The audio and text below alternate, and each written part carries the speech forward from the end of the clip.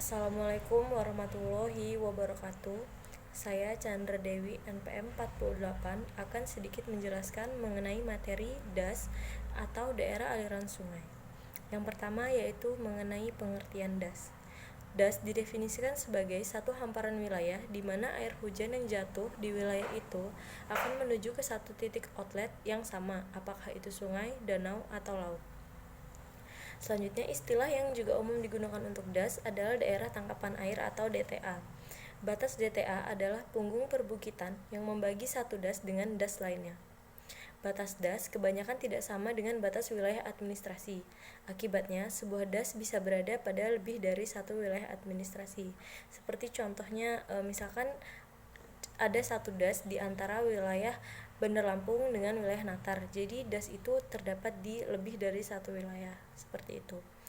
Yang selanjutnya yaitu tidak ada ukuran baku atau definitif suatu DAS. Ukurannya mungkin bervariasi dari beberapa hektar, ratusan hektar, atau bahkan ribuan hektar.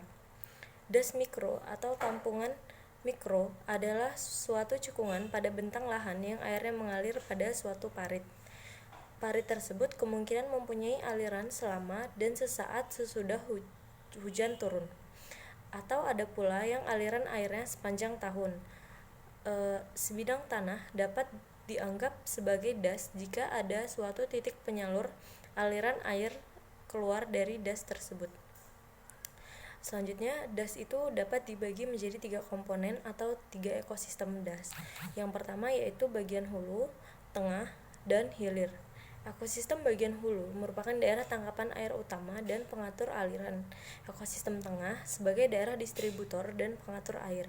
Sedangkan ekosistem hilir merupakan pemakai air. Secara biogeofisik, daerah hulu DAS dicirikan sebagai daerah konservasi, mempunyai kerapatan drainase lebih tinggi, merupakan daerah dengan kemiringan lereng yang besar yaitu lebih besar dari 15%, bukan merupakan daerah banjir, merupakan pengaturan pemakaian air ditentukan oleh pola drainase, dan jenis vegetasi umumnya merupakan tegakan hutan. Untuk daerah hilir DAS dicirikan sebagai daerah pemanfaatan, kerapatan drainase lebih kecil, merupakan daerah dengan kemiringan lereng kecil sampai dengan sangat kecil yaitu kurang dari 8%. Pada beberapa tempat merupakan daerah banjir atau genangan. Pengaturan pemakaian air ditentukan oleh bangunan irigasi, dan jenis vegetasi didominasi oleh pertanian kecuali daerah estuaria yang didominasi hutan bakau atau gambut. DAS bagian tengah merupakan daerah transisi dari kedua karakteristik biogeofisik DAS yang berbeda tersebut. Jadi, DAS bagian tengah itu transisi dari bagian hulu dengan bagian hilir.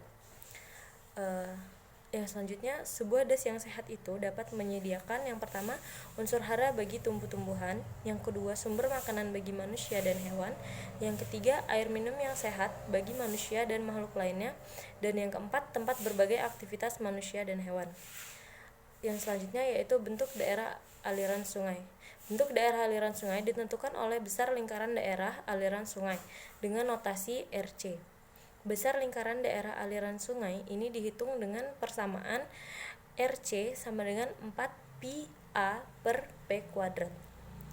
Bentuk daerah aliran sungai secara umum dibagi menjadi 2, yaitu DAS membulat dengan RC kurang dari 0,5 dan bentuk DAS memanjang dengan RC lebih dari 0,5. Bentuk yang membulat menunjukkan aliran yang cepat dengan puncak keluar yang tinggi, sedangkan bentuknya yang memanjang menunjukkan aliran yang lebih lambat karena jarak tempuh yang semakin panjang. Demikian penjelasan dari saya. Apabila terdapat kesalahan dan kekurangan, saya mohon maaf. Saya akhiri. Wassalamualaikum warahmatullahi wabarakatuh.